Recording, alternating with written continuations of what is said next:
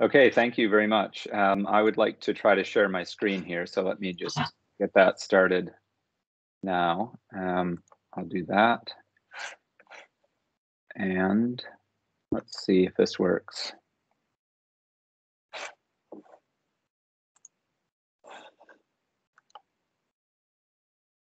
Okay, you have to tell me if you can see my slides. Yeah. Okay, very good. Thank you very much for inviting me. I'm really very flattered to have been invited, and I had a wonderful visit a couple of summers ago to an event in Dubrovnik, which was excellent. And I'm very sad that we can't all be joining in person, but I think it's really nice that we're able to do this online anyway. And I do thank you very much for the invitation. I'm very honored. Okay, so I would like to talk today about the generality constraint. And I don't know if this is something that's familiar to people or not. So let me try to warm you up to sort of what the idea is. It is a somewhat controversial idea, and I think the details about it are controversial, but I think that it can be motivated in a way that you see, yeah, there's something there and there's something to be explained. So I'm not sure just exactly how the quality of this image will look on your end, and quite frankly, the details don't matter so much. But take a good look at this kind of array of color patches. And what's normally asked of somebody when presented with this kind of array is to order the shades so that each neighboring shade is as similar as possible to the one next to it. But I want to use this for a slightly different purpose. I'd like you to just look right there with the red pair, or the pair that's boxed in red. Now, to my eyes, those look to be the same color. And it doesn't, again, if you don't see it that way, it doesn't really matter. You can imagine what it would be like if they were, in fact, looking the exact same color to you. They look the same color to me. Let's call those two things X and Y. And here's a claim about X and Y. Visually, X is represented as the same color as Y. And I think that seems true to me. I'm not sure how exactly to argue for it or how to further substantiate it, but when I take a good look at X and its neighbor Y, they look to be the same color to me. And to the extent that I think that a representational approach to perception is an attractive one, I would say that not only am I representing X and representing Y and their colors, but I'm also representing X and Y as the same color. Now compare that to another box, Z. I'm gonna talk in American English today. Z over there on the right hand side. When I look at Z and I look back at X and Y, I think, yeah, you know what? I think that Z is the same color as X and Y. That does seem to be the case, but I can't quite get them. I can sort of look in the middle and try to catch them on my periphery, but I don't think that what I'm able to do is visually represent that X and Y are the same color. I can look at X and Y and get a good grip on what color they are. And then I can look at Z and I can get a grip on what color it is. And I can move back and forth and say, I can make a judgment. I can judge that, yes, X, Y, and Z all seem to be the same color. But can I visually represent X as the same color as Z in that same way that I can visually represent X as the same color as Y? And I don't think that I can. I think that there's a kind of, again, this sort of visual, I can visually represent X as the same color as Y, but I have to make a judgment to the effect that Z is the same color as X and Y. And that's just because I can't get it all into my field of view in the right sort of way. I can at best get them off to the periphery.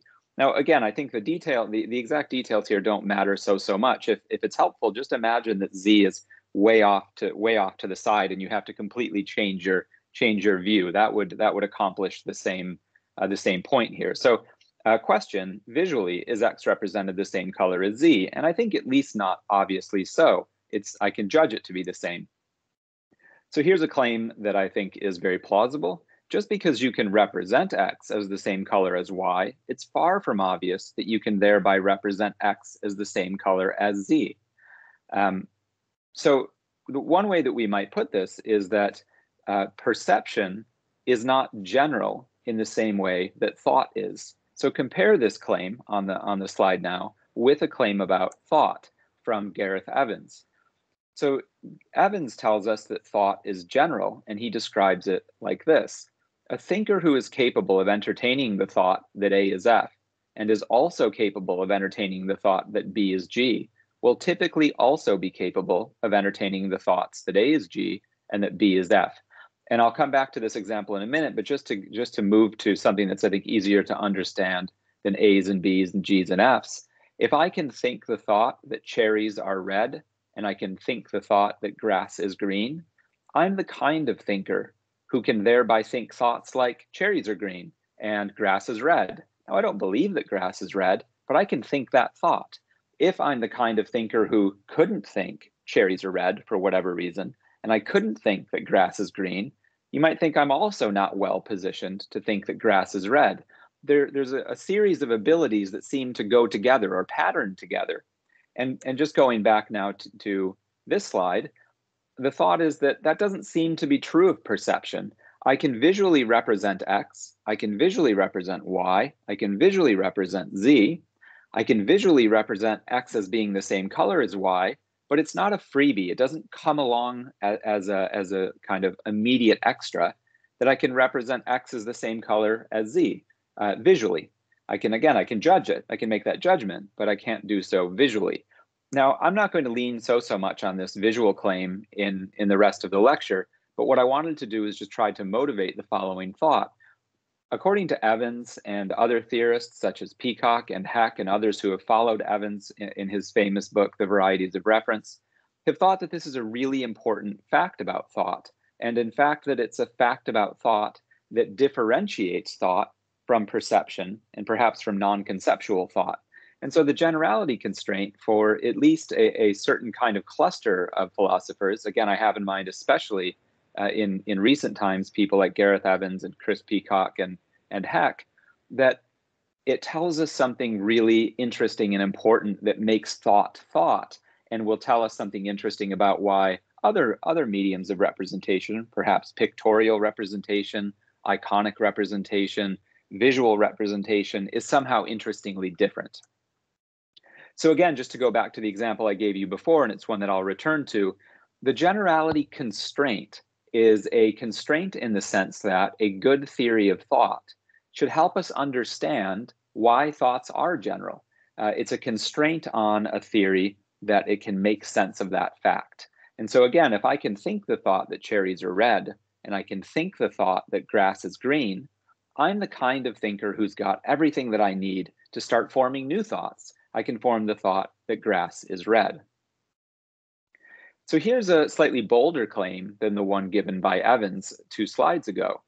It's in the nature of thought that thoughts meet the generality constraint. And this is, I think, something that I think that probably this is something that Evans himself thinks, despite hedging a bit.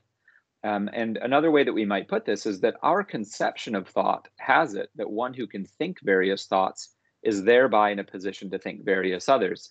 So this is really just to go slightly beyond Evans in saying that it's a claim about typicality.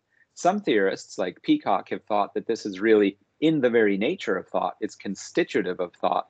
It tells us something about what thoughts as such are. So again, this has been a very important constraint for various theorists. Now, I think that right off the bat, someone might be thinking, but wait a minute, is that obviously true? You can think that cherries are red and you can think that grass is green. That doesn't mean that you can automatically think that grass is red. Maybe you've got a brain lesion. Maybe you've been bonked on the head. Maybe you have a kind of bizarre phobia and you find it psychologically traumatic to think that grass is red, and so you just never think that thought. I think all of that's fair enough. I'm going to sort of set those exceptions to the side. And I think that one way that we might think about the generality of thought or the generality constraint is that it's a law-like regularity. It's a kind of, as with other laws, there's got to be something like a ceteris paribus or an all else equal claim. All else equal, barring blows to the head, barring psychological trauma, if you can think that grass is green and you can think that cherries are red, you can think that grass is red. That seems like a good law-like regularity, even if it admits of the odd exception. And again, that seems not to be true of perception, if you agree with me about the case with the color patches. And Evan's own example, just to mention one, is audition. He thinks that it must be that our auditory system has some way of computing or tracking or registering the distance between our ears, because when we listen to things and we try to locate where sounds are coming from, for example, just in the same way that we use binocular vision, we use the distance between our ears and the fact that we have two of them to be able to do a lot of spatial location. And so one thing that Evans points out is just because the auditory system seems to represent the distance between the ears, it's not thereby obvious at all that we can hear that the fan is farther away from the cup than it is from the bottle. I've got a cup and a bottle and a fan here.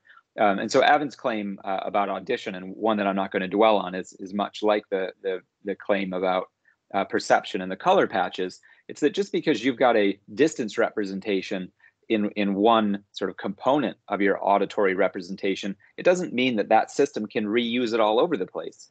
But when I can think grass is green, I can reuse that grass concept all over the place. I can think grass is red, grass is a plant, grass undergoes photosynthesis, and can think lots and lots of things. I can do a kind of there's a kind of systematicity and productivity, as others have put it, in thought that doesn't seem to be present in audition or visual perception, and so on.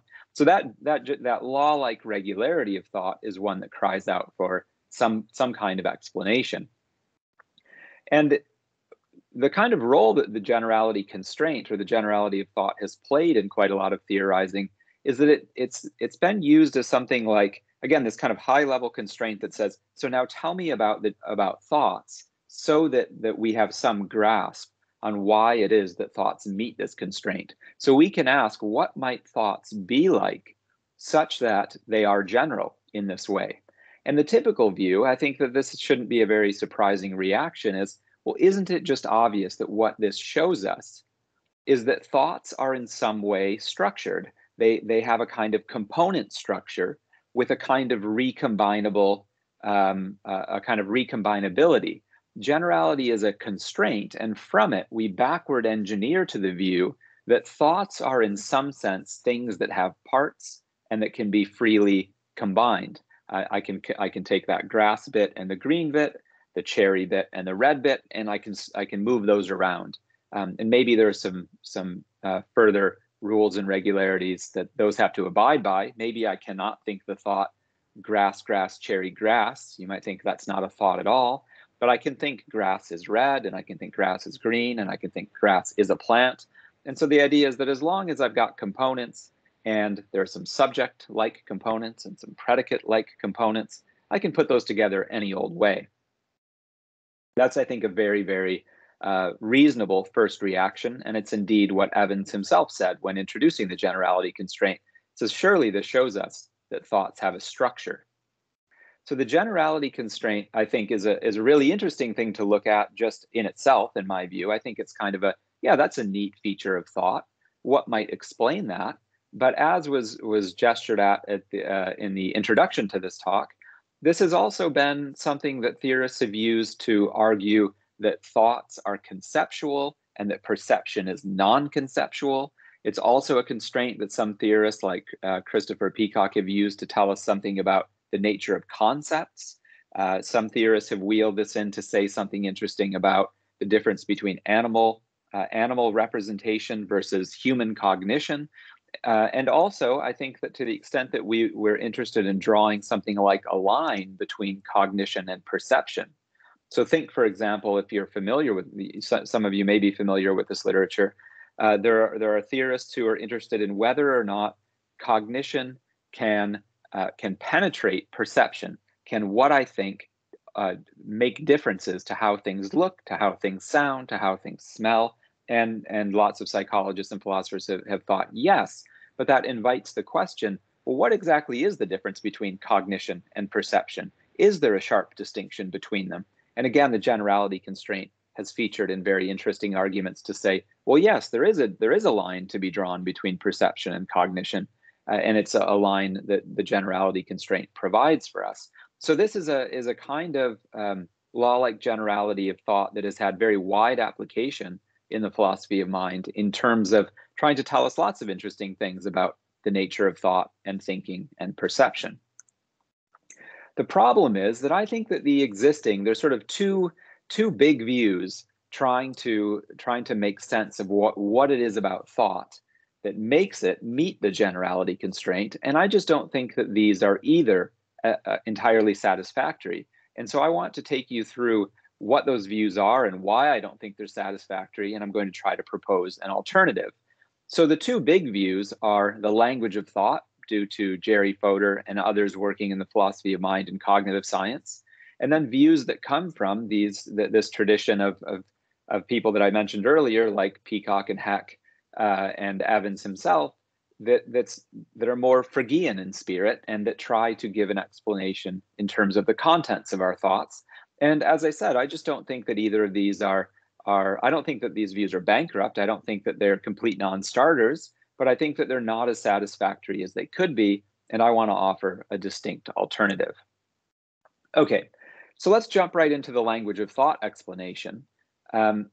According to the language of thought, this I suspect is a kind of view, at least an outline, that's probably familiar to many of you, but let me just tell you a little bit about the absolute bare basics, and that's really all that we'll need for the points that I want to make. According to the language of thought, mental representations are literally sentences in a language. They may not be a spoken natural language. It may be that there's a unique kind of mentalese, or perhaps our language of thought is, in my case, English, and in your case, perhaps Croatian or another language. Again, that detail doesn't matter so much. What's important about the language of thought is that there are mental sentences, and much like sentences in spoken languages, they can be the mental sentences can be broken down into word-like constituents, and those can be combined according to a grammar. So language of thought sentences decompose into representational parts. Those are the mental analogs of terms or words, and they have a compositional grammar. So to think a thought is to token a mental sentence that has a semantic value, and that is determined by the semantic values of the parts of the sentence and their arrangement. So this is just to draft on what linguists have said for a long time about the semantics and syntax of a sentence in spoken language, and then to port that over to the mind. So suppose that a subject believes that A is F, cherries are red, let's say. That subject must token a sentence in the head that expresses the proposition that A is F, and that sentence, a sentence that expresses that A is F, does so in virtue of the fact that it's got parts. It's got a part for A and a part for F, and they're arranged in a certain way, in particular in the subject-predicate way. The language of thought approach allows us to meet the generality constraint by providing us with structure, as Evans recommended that we needed, by providing us with mentalese words and a flexible grammar that allows us to combine any elements as long as they're of the right syntactic category. So on this view, if you're someone who can think cherries are red, what the language of thought theory says is, well, if you can think that cherries are red, that's because you can token the mentalese word cherries, and you can token the mentalese word red, and you can combine them. You can do a kind of subject-predicate application. And given that you can do that, given that you can think that cherries are red, we've got a kind of guarantee about some other sub-abilities that you have. If you can also think that grass is green, you can token the mentalese word grass, you can token the mentalese word green, you can stick them together. That looks to be, all else equal, like you've got the whole toolkit that you need now to take that mentalese word grass and that mentalese word red and stick those together using your free recombination ability. And so you've got these building blocks, you can pull them apart, and you can build new sentences. I think this is an extremely natural and reasonable way to think. This is, to think something like this has got to be right, something like this has got to be on the right track.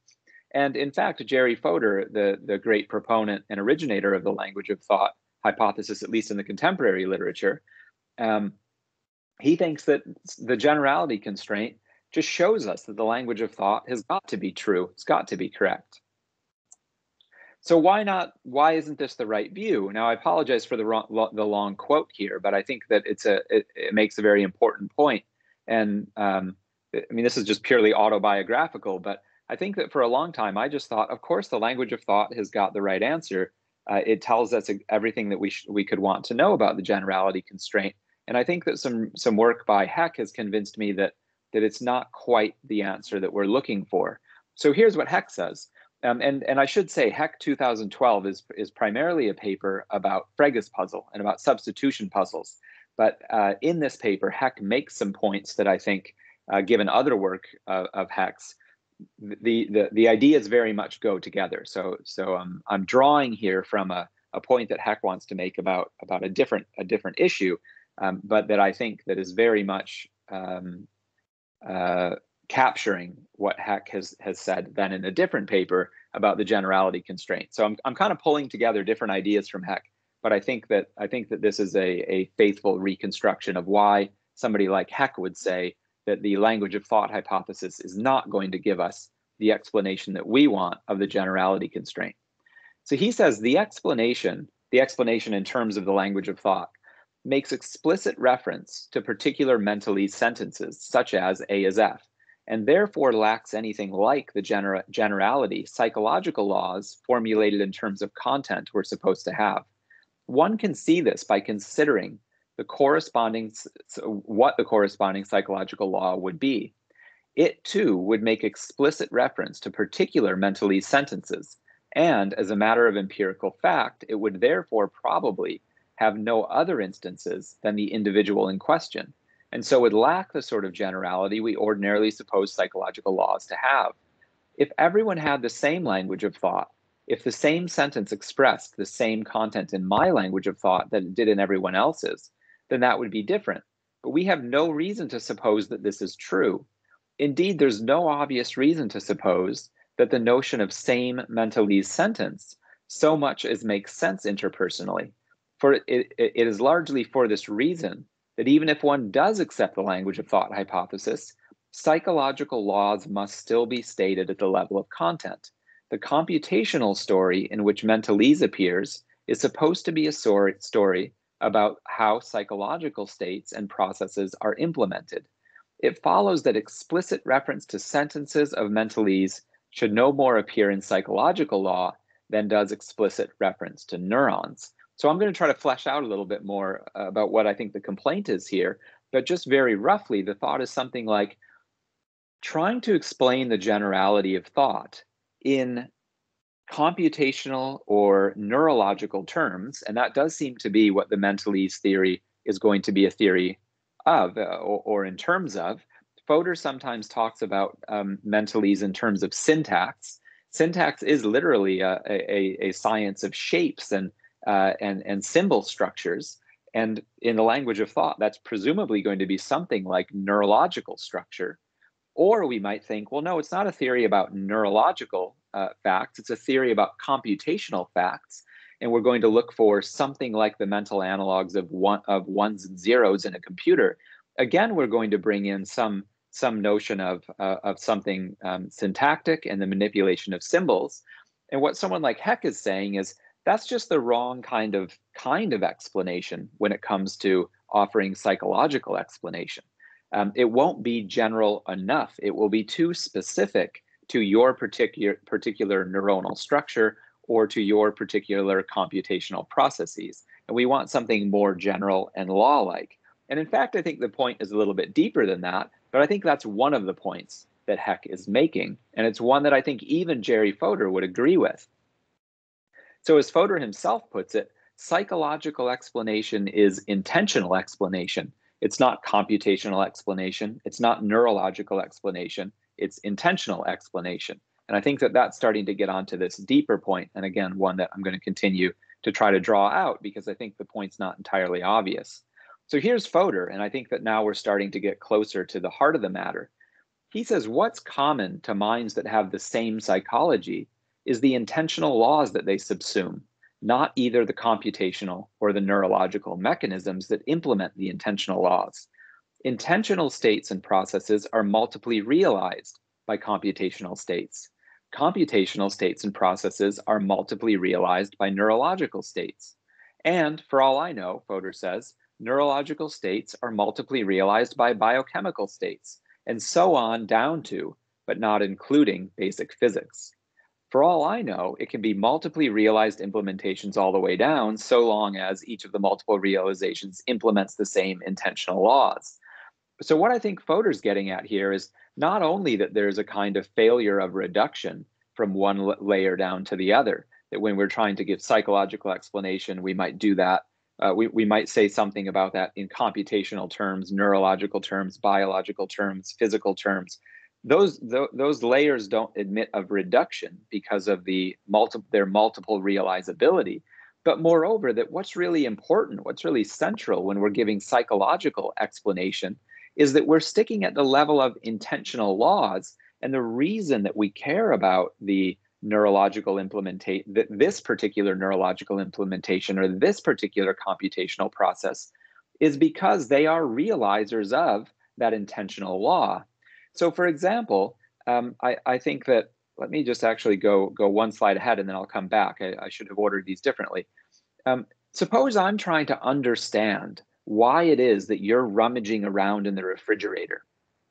And now I just can't make sense of what you're doing. I think that what you ought to be doing is writing a lecture. What you ought to be doing is making a phone call to organize some event, or there's something that I think you should be doing. And now I see you rummaging around in the refrigerator, and I say, "What are you doing that for?"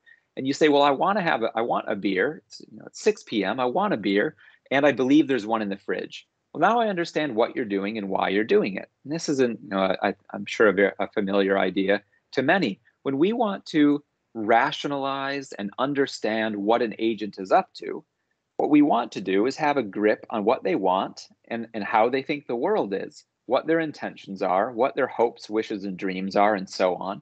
And that's how we make sense of behavior, in the sense of making it rational, making sense of behavior, not in a purely causal way, but in a rationalizing way, in a way that we understand someone cognitively. Notice that what I don't need to do there, what I don't even want to do there, is give something like a neurological explanation. It's not that the neurology is irrelevant. Of course, there's something going on with you neurologically when you're rummaging around in the fridge. And presumably, those neurological facts are part of the causal story of why it is that you're doing what you're doing.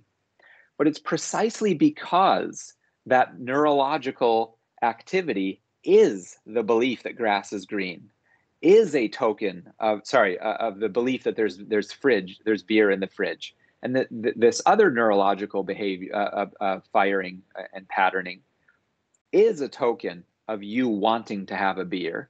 It's precisely because those are subsumed by these psychological facts that they're relevant. There's probably some other things going on with somebody rummaging around in the fridge. For example, that there's some blood flow in their feet. That's not relevant to why they're doing what they're doing in the psychological sense. I want something that connects between the neurological activity and the cognitive, your beliefs, your desires, and so on.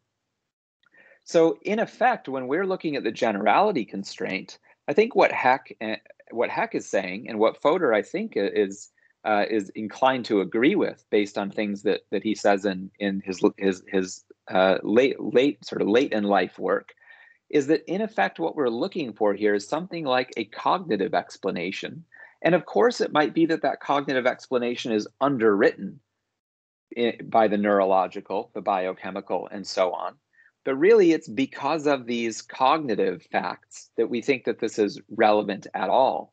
So the worry from Fodor and Heck, I think really there are two worries here.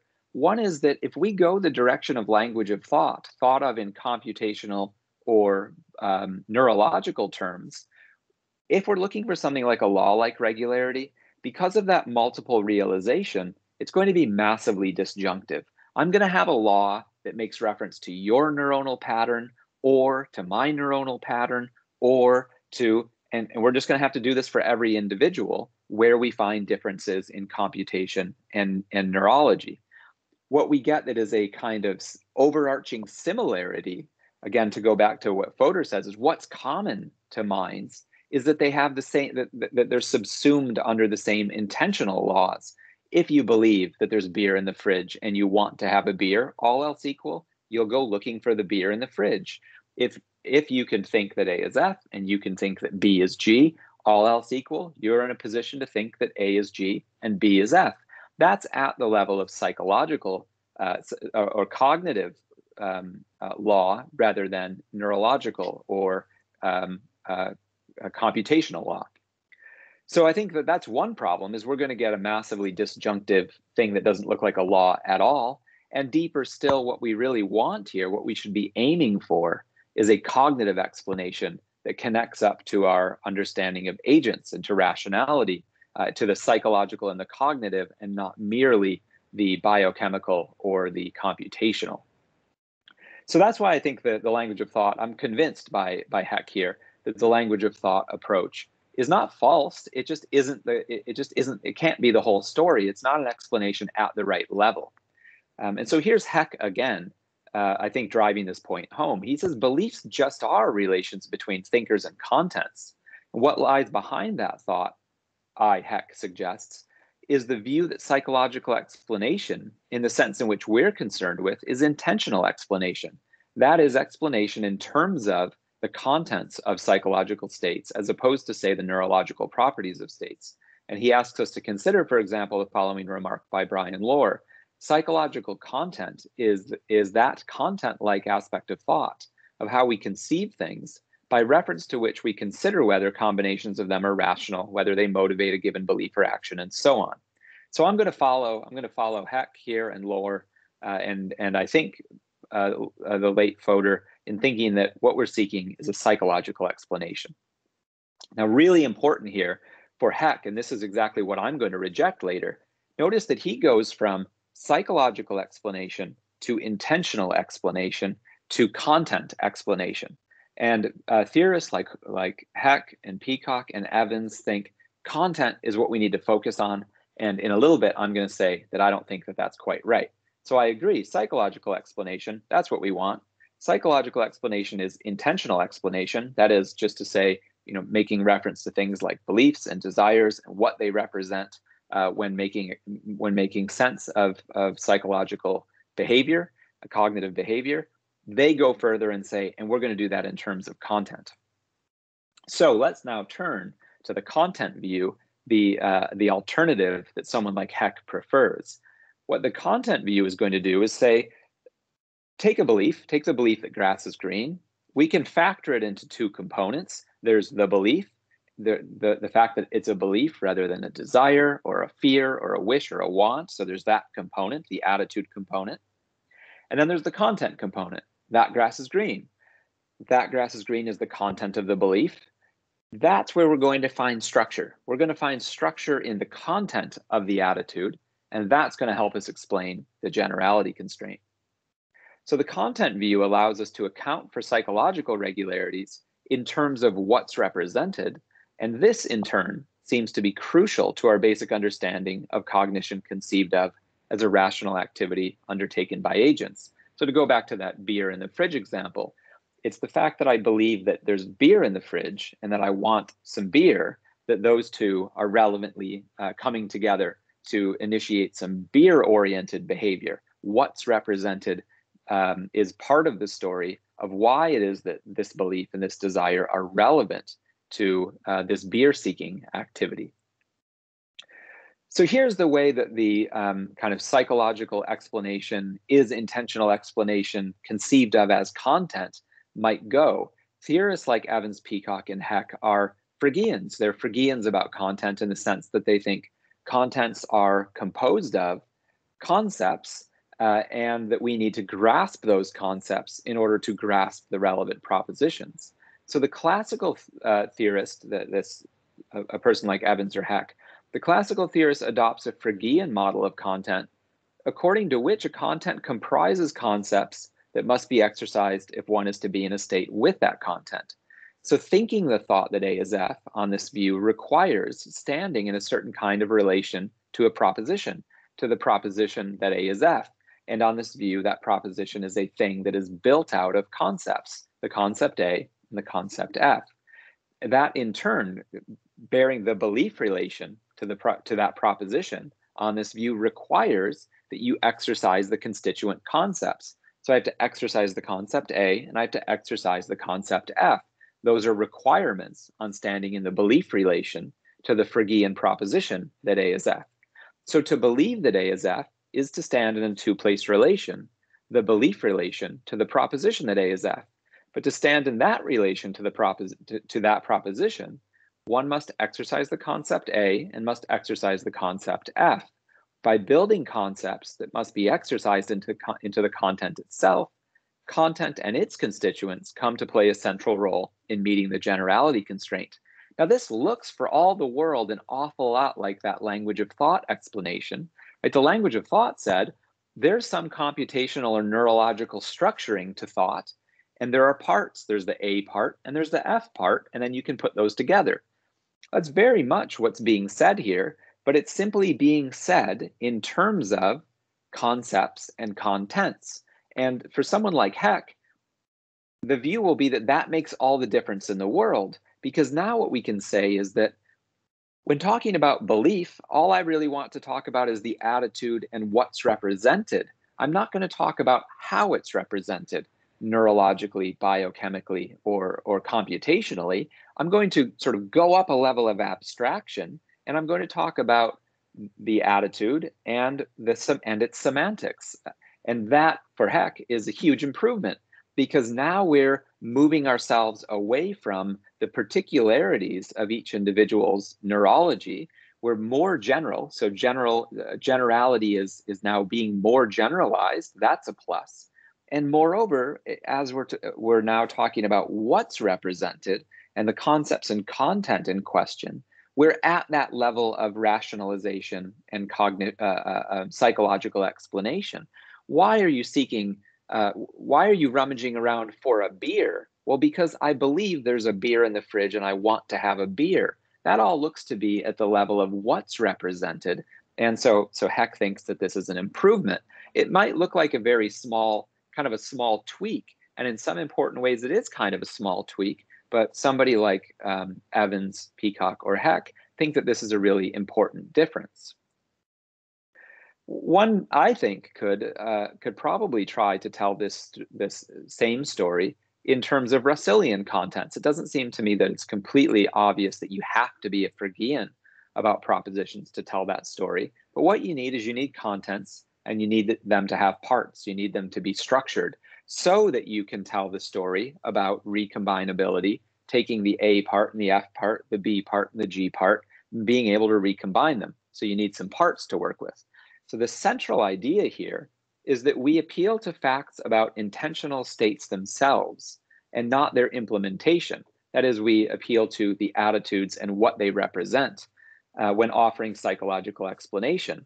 And now you say, okay, well, what does that tell me about beliefs? Well, it tells me that they can be factored into the attitude and the content. Moreover, the generality constraint shows me, somebody like Heck might say, that contents have to have structure. And of course, lots of theorists have denied that. People like David Lewis and Robert Stalnaker think that propositions are sets of possible worlds and don't, in any interesting sense, have structure. People like Russell and Frege thought that propositions did have structure. And what someone like Evans is saying is, you see, the generality constraint, the generality of thought, is a law-like regularity that we can recognize pre-theoretically. Just notice that people who think that cherries are red and grass is green have a kind of capacity to think further thoughts. What people like Evans, Peacock, and Heck are then doing is saying, and you see, this tells us something about the metaphysics of propositions, that they have structure, because we have to give a story in terms of attitude and content, and we've got to have some moving parts to work with. That gives us really powerful evidence that propositions have structure. So on this kind of approach, I think another interesting upshot is that for somebody like, this is especially clear in Evans and Peacock, perception will have a different kind of content. It will have structured content where we find the generality constraint being met. And so we should find that there isn't structure where generality fails to be met. So remember back to that color patch case, the idea here would be that we have evidence now that perception has one kind of content, non-structured content, and cognition has a different kind of content, structured content. So we might, for example, say that perception has possible worlds content and cognition has, let's say, Frigian content. And this is very much the kind of thinking that goes into this debate about the conceptual and non-conceptual content debate about thought and perception. They'll say, you see, cognition meets the generality constraint, so we know something about its content, and perception is different from that. So this is the alternative approach to the generality constraint. And as I said, I don't really like it. I don't think that it's the right thing to say. Why not exactly? Because you might be thinking, well, this sounds pretty good. Why not? It's got some of the virtues of the language of thought approach, but it's more abstract. This looks pretty good. Why wouldn't we want to say this kind of thing?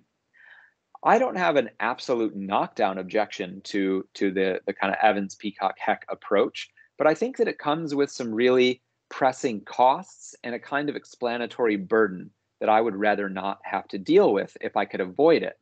So what is the cost that this approach comes with? It seems to me that when it comes to propositions, when it comes to contents, the whole point of content was to try to capture similarities and differences between representations. So suppose that I say something in English, I say grass is green, and you say something in Croatian that means the same thing. Two speakers can utter different sentences in different languages, and they can say the same thing. That's the point of a proposition.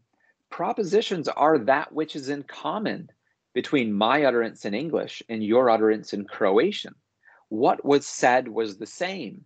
What was said was a proposition. Saying is a relation between speakers and propositions, and I stand in that relation by uttering a sentence of English, and you stand in that relation by uttering a sentence in Croatian. And the reason that they're interestingly the same is because they express the same proposition. The point of propositions is to abstract away from this particular utterance or that particular utterance, this particular language and that particular language. Contents allow us to draw out similarities by abstracting away from the particular representational media. And I might say this picture shows what this sentence says. Again, I want to be able to, the whole point of a proposition is to get away from the picture and the sentence itself and to say what's in common about them representationally. And I think that this kind of motivation extends to perception as well. I might believe that things are exactly as I perceive them to be. I take a good look at the things around me. I've got a red coffee machine here to my left. I look at it, I see, I have a visual experience to the effect that there's a red coffee machine to my left. And I come to believe that. I now believe that there's a coffee machine to my left. I believe things to be as I perceive them to be. The whole point here of a content, of the contents of perception and the contents of belief, is to say that it's the same content of perception that I now believe.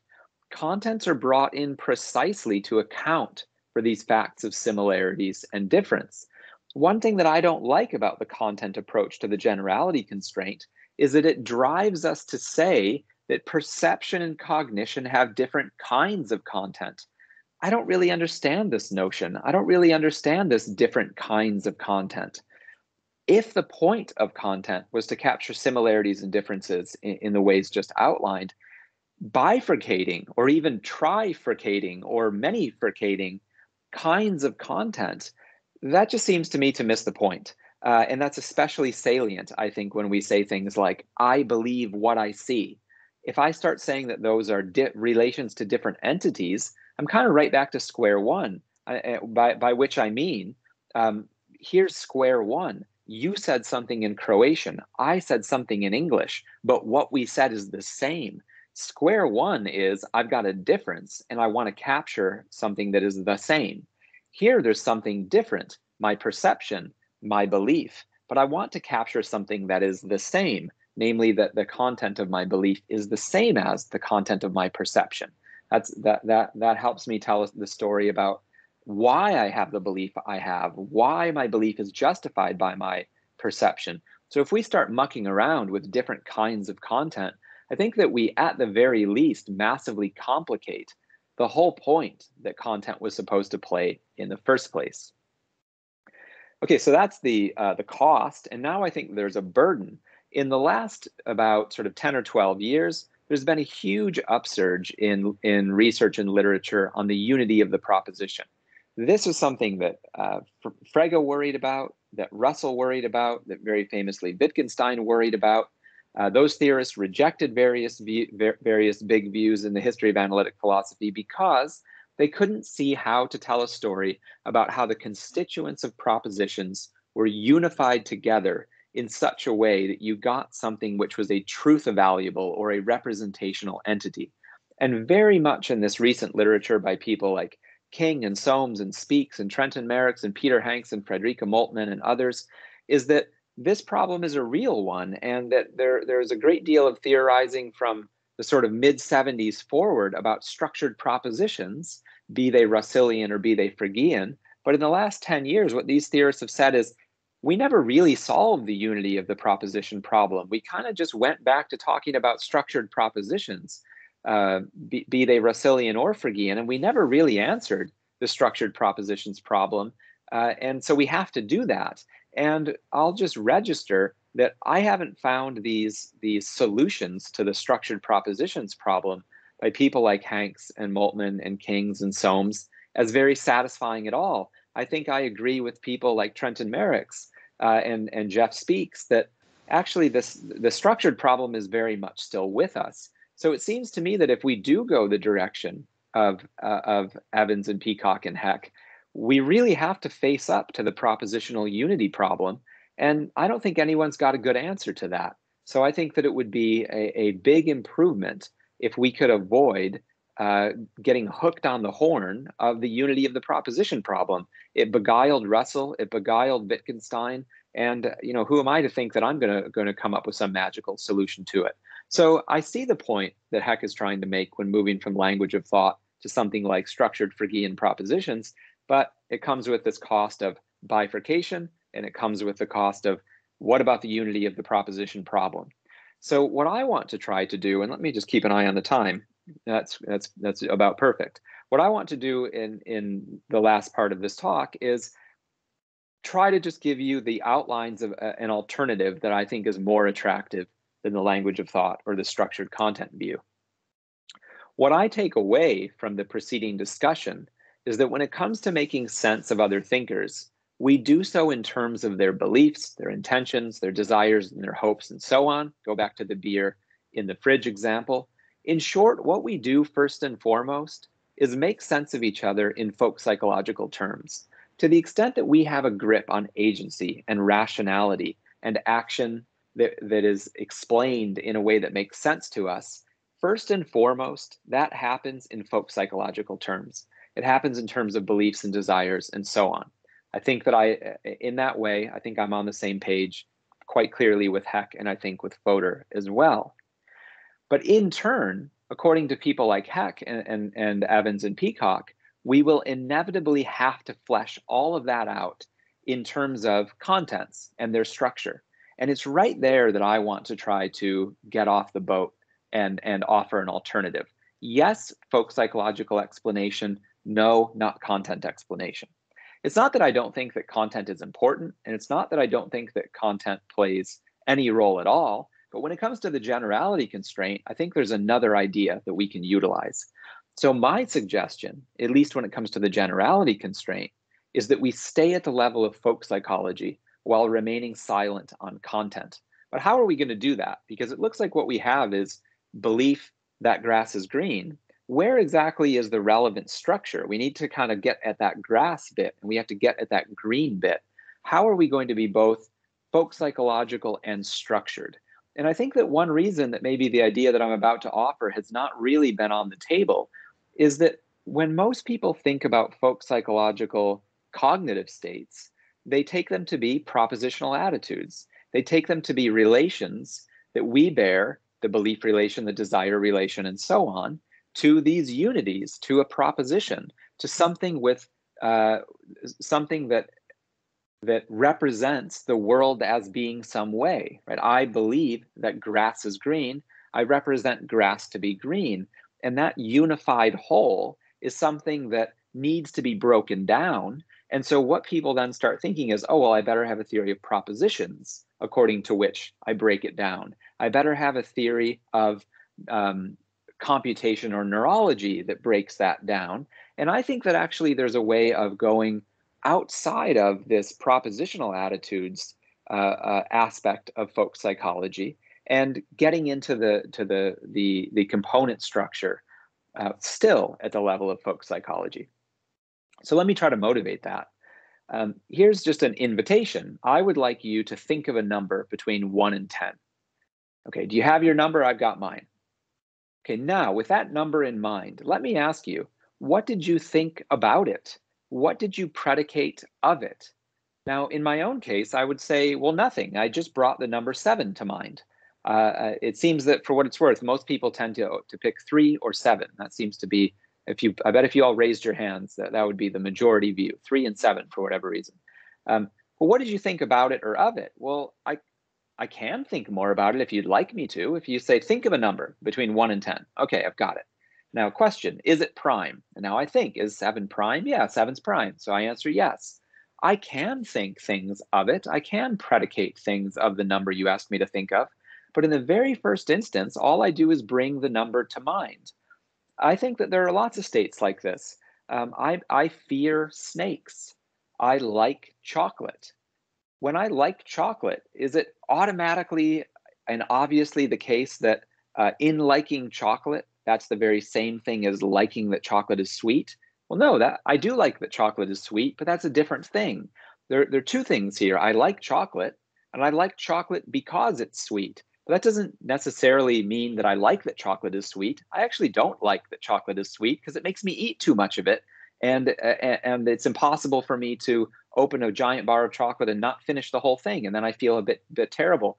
So I don't like that chocolate is sweet. I like chocolate, and I believe chocolate is sweet, and I like the sweet taste, but I kind of wish that the fact that chocolate is sweet was a different one. So I think there are ways to pull these things apart. Liking chocolate is different from liking that chocolate is sweet.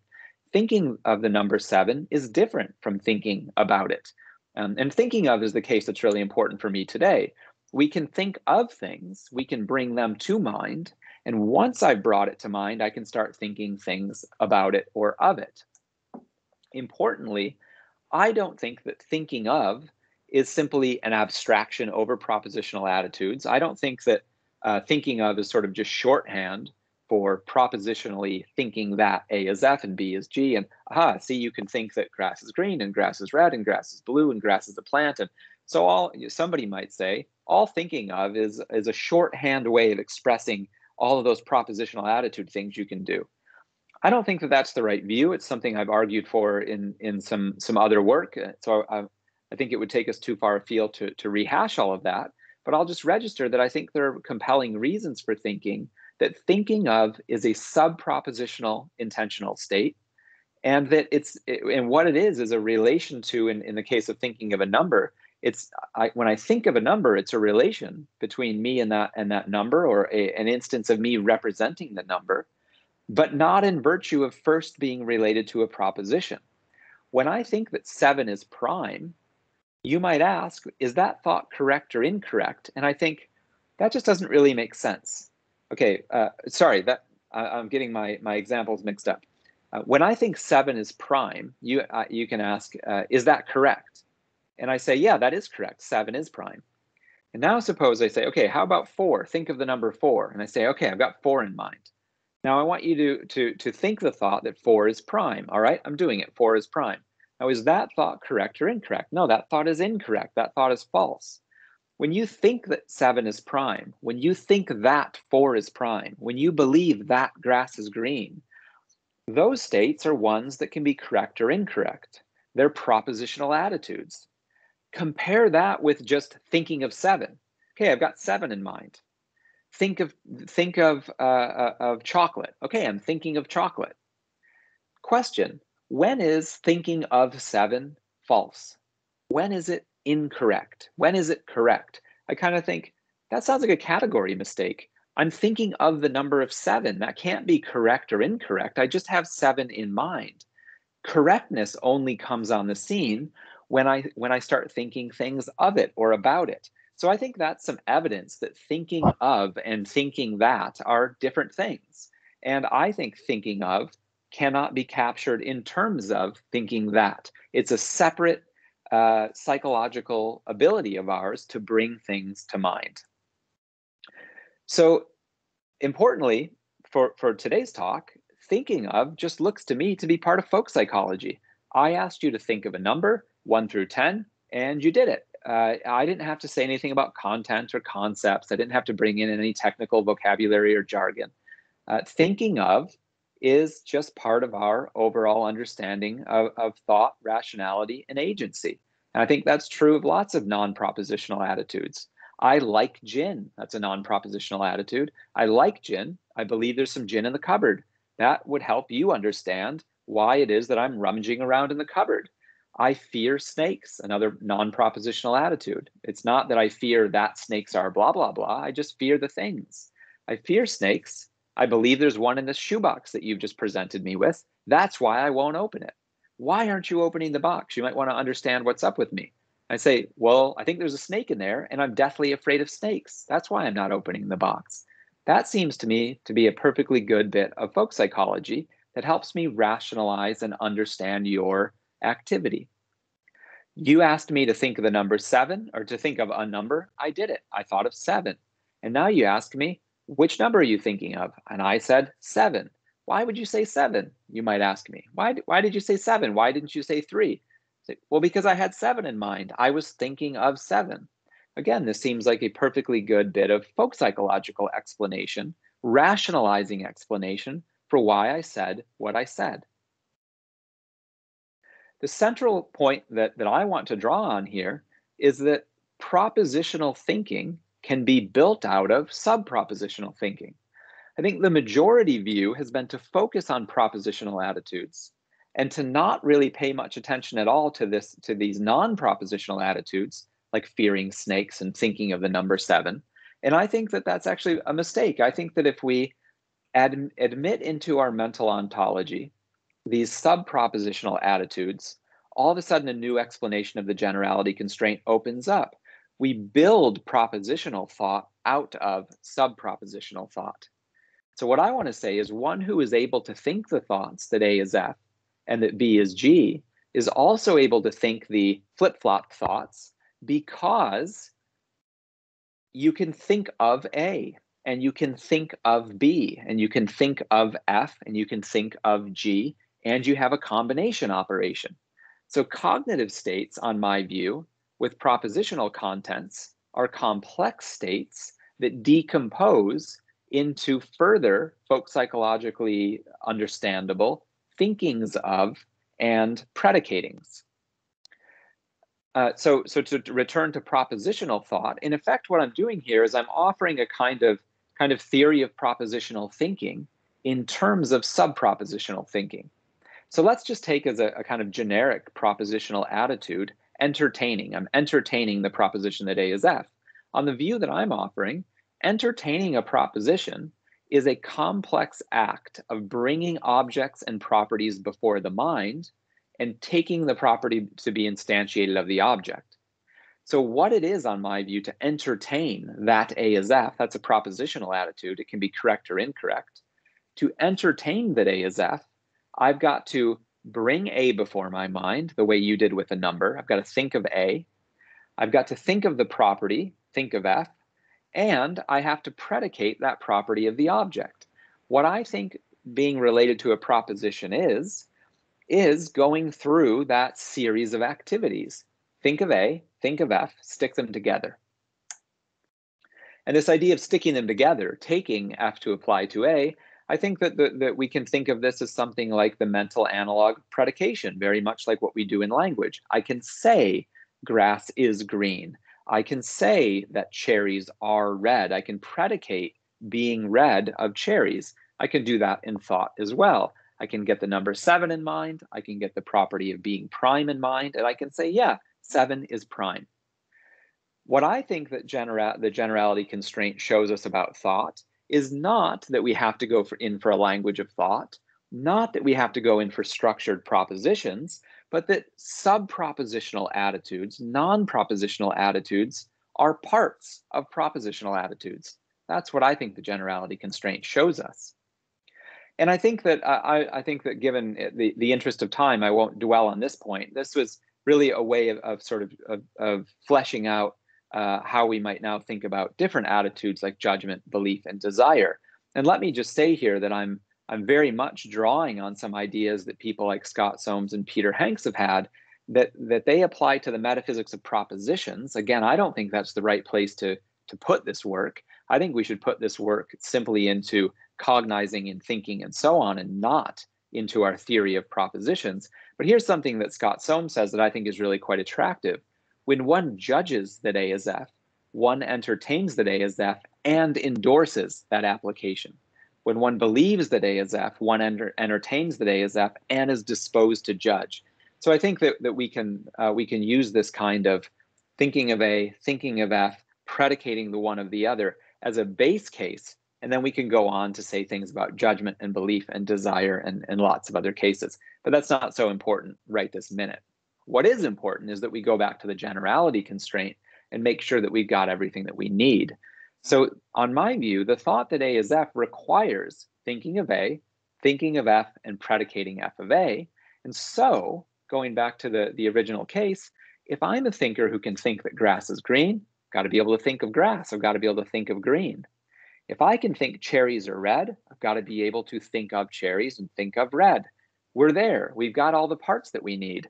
The two propositional attitudes guarantee those four sub-propositional attitudes. And obviously, I've got the ability to put them together because I already thought that grass is green. I already thought that cherries are red. So I've got everything I need now to think that grass is red. I mean, I think that's probably kind of obvious. And again, it looks structurally just like the language of thought idea, just like the Frigian content idea. But notice that all I have to do is make reference to beliefs, to desires, to thinking of. And the only technical notion here really is predication or taking. But I think that that's another folk psychological notion. Do you take grass to be green or red? Well, I think grass is green and not red. I don't take it to be red. I take it to be green. It seems to me that being able to do all of this in folk psychological terms means that it is in the domain of rational explanation, cognitive explanation. It's as general as you could want it to be. These are law-like regularities that can be multiply realized in lots of different neurological structures, but we get that component structure without some of that theoretical burden that we're getting from the other views. So structurally, the approach is an awful lot like these other views, but we're no longer asking content to carry the burden, and we're no longer asking neurology or computation to carry the burden. And for the reasons that we saw earlier in the talk, I think that's a good thing. Okay, so the present explanation of generality is, I think, an improvement over those two views. It's intentional explanation, but not neurological explanation, not computational explanation, and not content explanation. So rather than appealing to features of individuals that may not generalize, we can go right up to that sort of top level in that quote from Fodor earlier. So just to conclude now, the generality constraint guides our thinking about the structure of thought. My suggestion is that propositional thought is built out of non-propositional thought. And again, I think that because so few theorists have paid very much attention to non-propositional intentionality, and that's something that's been very much at the center of my own research, people haven't paid attention to non-propositional intentionality, and for that reason, they've had to look in the wrong places to explain the generality constraint, and I think this is the right place to look. So thank you very much. I'm going to stop there.